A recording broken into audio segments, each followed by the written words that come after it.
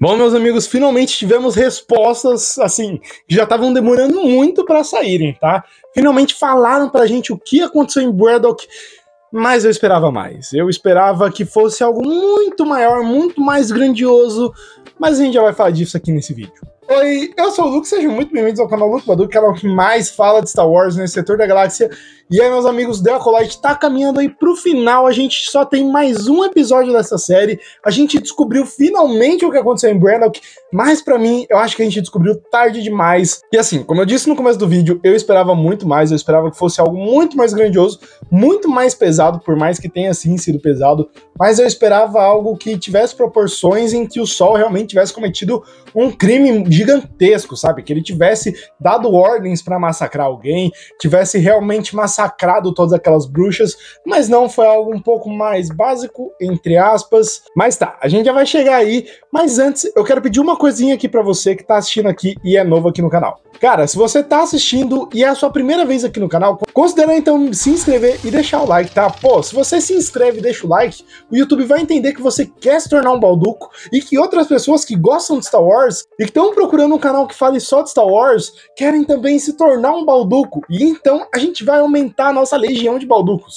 Somos quase 1.700 balducos e eu fico muito feliz em ver cada vez mais o nosso projeto aí crescendo. E também, se você conhece um amigo que gosta de Star Wars, compartilha aí pra ele e fala, cara, esse canal aqui é só de Star Wars, é muito bom, então vai lá e segue ele. Então, dito isso, vamos direto pra análise.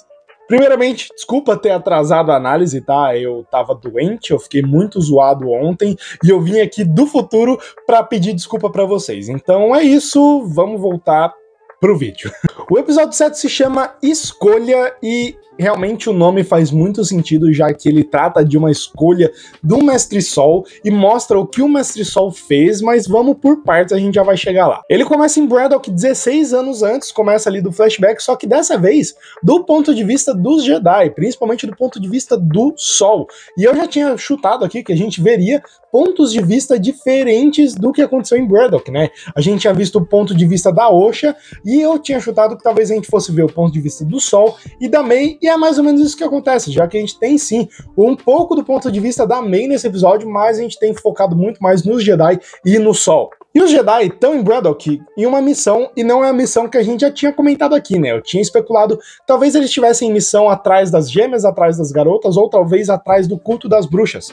Mas não, eles estavam em Braddock atrás de uma vergência na força. Isso já tinha sido mencionado pra gente pelo mestre Qui-Gon Jinn lá no episódio 1, e a vergência na força nada mais é do que um lugar com alta concentração na força, tanto para o lado ruim quanto para o lado bom. É um lugar que é um ponto de encontro, né? Um checkpoint da força ali, em que muita parte da força se concentra, e pode ser um lugar ou uma pessoa. Anakin Skywalker, por exemplo, era uma pessoa que era uma vergência na força.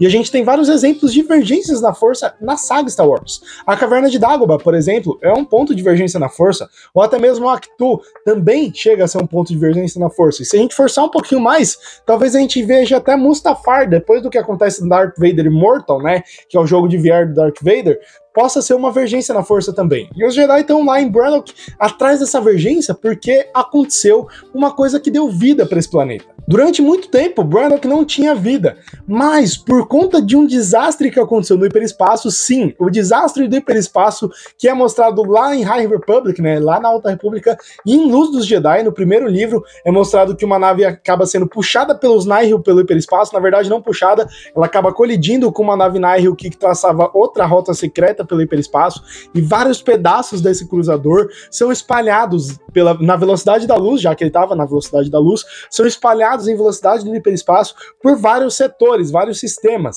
E um desses setores foi Braddock, e Braddock foi atingido por um destroço dessa nave. E o engraçado é que o Braddock já não tinha vida, e ele acabou não sendo destruído, e sim revitalizado. A vida começou a nascer em Braddock, e é justamente o que acontece em Mustafar, que eu mencionei aqui, né?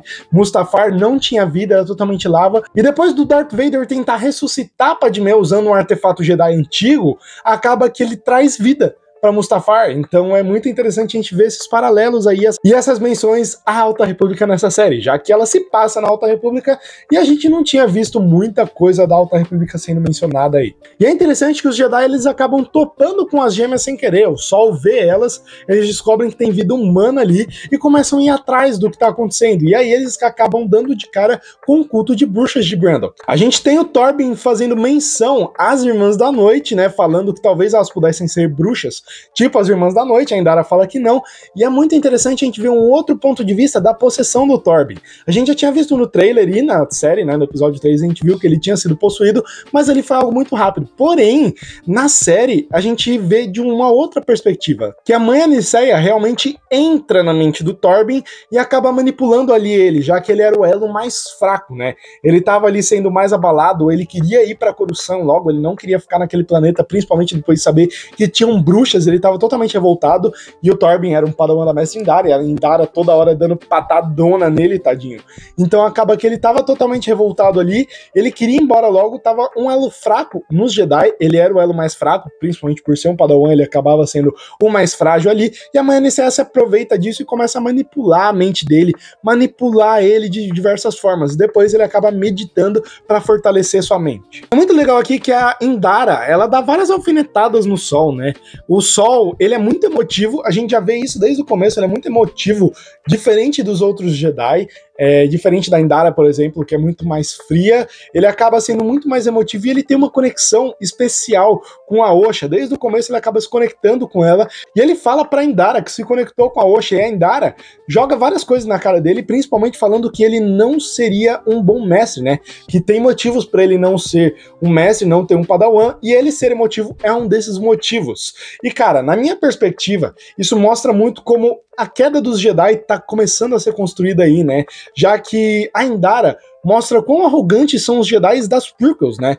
Quão arrogantes são os Jedi que estão lá no futuro, e ela é um modelo perfeito disso, e o Sol é diferente. Ele é um Jedi muito mais das antigas, que realmente exerce o seu poder de Jedi, e tem afeição, ele tem emoções, ele não usa essas emoções se entregando pelo lado sombrio, por mais que elas possam ser um caminho para isso. O Sol, ele me lembra muito mais o Qui-Gon, e a Indara começa ali a lembrar um pouco o Mace Windu. Tanto que depois dos testes, a Indara fala que a garota não vai ser treinada de qualquer jeito, por mais que o Sol queira treinar ela, por mais que a Osha queira aí, ela não vai ser treinada porque o dogma não permite, ela é muito velha e tudo mais, então ela não vai ser treinada e pronto, e acabou. E cara, isso é totalmente o Mace Windu, né? Vamos falar que não.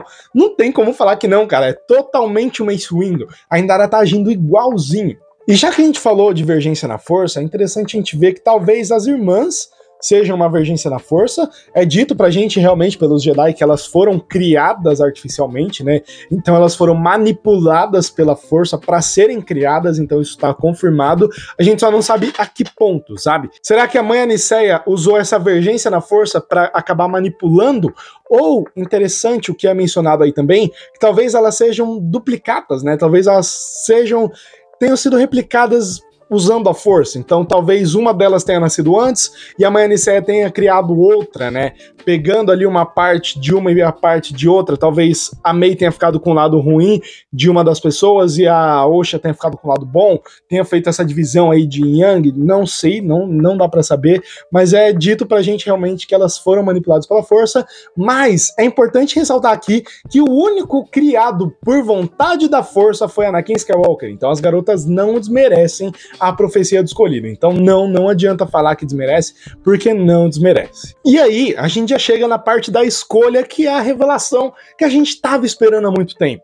O Sol, ele acaba invadindo lá, depois dele ver o culto e as garotas, né, principalmente a Osha, acabar mencionando algo relacionado a sacrifício, o Sol acaba invadindo junto com o Torben aquela base das bruxas para tentar resgatar as meninas. Só que tudo acaba dando errado por um mal entendido, já que não haveria sacrifício, as meninas iriam apenas herdar, né, o poder da mãe Aniceia, iriam herdar o lugar dela como líderes, e a mãe Aniceia ia deixar a Osha aí, já que era o que ela queria. Porém, o Sol, precipitado, vendo que a mãe Aniceia faria alguma magia, acabou empalando ela. Pois é, o Sol empalou a mãe Aniceia, e essa é a primeira das cagadas dele, e isso acaba perseguindo ele, já que a Mei vê isso, né? A Mai vê a mãe Aniceia sendo empalada pelo sol, fica com raiva e vai embora. E aí as outras bruxas, junto com a mãe Coriel, fazem um feitiço pra dominar Kelnaka, né? Até falou uma coisa muito interessante, tipo, você não devia ter trazido ele aqui.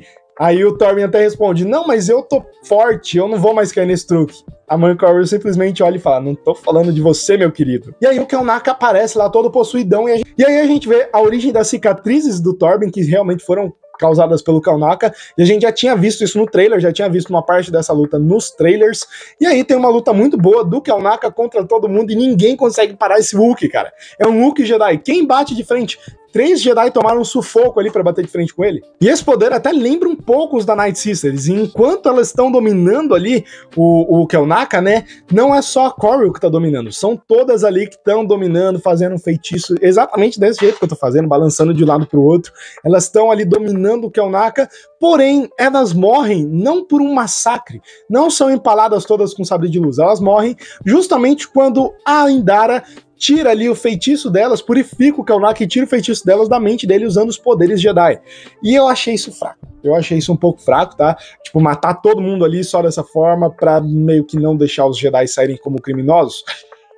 Achei um pouquinho fraco. Foi culpa dos Jedi tudo isso ter acontecido? Foi, mas eu esperava algo mais pesado, como eu disse no começo. Eu achei que as soluções desse episódio foram um pouco fracas, e eu achei que eles criaram muita expectativa pra algo que nem foi tudo isso. E aí a gente chega no segredo do sol. Ele matou a mãe Aniceia, né? E aí ele vai atrás da Osha. O incêndio começou e tudo mais. Ele foi atrás da Osha, e a Mai tá lá também. E aí elas vão parar naquela sala lá de comando, né? Aquela sala de comando lá que tem as baterias, a eletricidade, as pontes e tudo mais. E aí a gente vê essa cena das duas de um lado da ponte de uma perspectiva diferente, já que o sol tá lá segurando as duas, porém ele não ia aguentar. E aí ele deixa uma delas cair, ele solta a mão da Mai e segura só a Osha. O Mestre Sol tem que fazer uma escolha, e aí tá o nome do episódio. E cara, isso mostra como o Mestre Sol, por mais bondoso que seja, tinha trevas dentro dele. Ele preferiu deixar a Mai, que ele sentia escuridão e que sabia os podres dele, né? Sabia o que ele tinha feito, morrer, né? Cair pra morrer. Tanto que ele até fala nos outros episódios que ele viu a Mai cair, e salvar a Osha, que ele já conhecia, já tinha um apego e tal. E ele conta uma versão deturpada pra Osha de todos os acontecimentos. Quando eles estão lá na nave, a Osha tá desmaiada, tem um confronto entre o Sol e a Indara fala que vai ter que reportar pro conselho, porém, ela muda de ideia ao começar a criar uma narrativa diferente. E aí ela cria a narrativa de que a Mai tacou fogo em tudo, já que a Osha tinha visto isso, e que aquilo matou todo mundo lá, e que o Sol não conseguiu salvar a Mai. Mas a gente sabe que isso é mentira, cara. A gente sabe que isso aí é um podre, e aí a gente sabe que isso também tá sendo contado do Sol pra Mai. E aí a gente vai ver no próximo episódio, talvez, esse conflito do Sol com a Mai, ou talvez o Sol sendo perdoado pela Mai. Mas eu, particularmente, acho que o Mestre Sol vai de arrasta pra cima, vai de Kanan Jarrus, como o João Jedi fala, vai de Wakanda Forever na horizontal, né? Ou é na vertical? Eu não sei. Mas é isso, cara. Esse era o segredo. Tiveram algumas referências muito boas, tiveram coisas aí colocadas pra gente pro último episódio, mas eu ainda acho que devia ter sido contado antes, devia ter sido contado de uma forma mais rápida, e eu acho que tudo pro último episódio vai ficar um pouco corrido. Eu acho que vão ter que contar mais coisas ali que não vai dar tempo e vai deixar um cliffhanger muito grande pra segunda temporada, que nem a Ahsoka deixou. Mas eu acho, na verdade eu não acho, eu tenho certeza que a Ahsoka fez esse trabalho muito melhor, que deixou um cliffhanger de uma forma muito melhor, mas sei lá. Eu espero estar errado, eu espero que a gente tenha, assim, outras coisas, mas eu acho que vai dar o que a gente já espera. Eu acho que vai ser a Mai se voltando pro lado da luz e a Osha se voltando pro lado sombrio, e aí acabando a série. E no fim das contas a gente não vai saber quem é esse Sith, né? A gente já sabe que é o Kimir, mas a gente não vai saber qual o nome de Sith dele, a gente não vai saber quem é o mestre dele, não vai ter Darth Plagueis, não vai ter nada, e tudo não passava de só expectativas nossas, né? Talvez a gente tenha suprido uma expectativa muito grande com algumas coisas relacionadas a essa série, não tô dizendo que isso é errado, mas eu acho que nem tudo que a gente queria vai acontecer, e isso é um pouco triste, mas tenhamos paciência e vamos esperar até o próximo episódio. Mas eu quero saber de você o que você achou desse episódio, então comenta aí embaixo quais suas expectativas pro fim dessa série, tá? Então é isso, muito obrigado por ter ficado comigo até o fim desse vídeo, me desculpem por ter atrasado essa análise de verdade, que a força seja com todos vocês, valeu, falou e tchau, até o próximo, e ó, se inscreve aí, hein?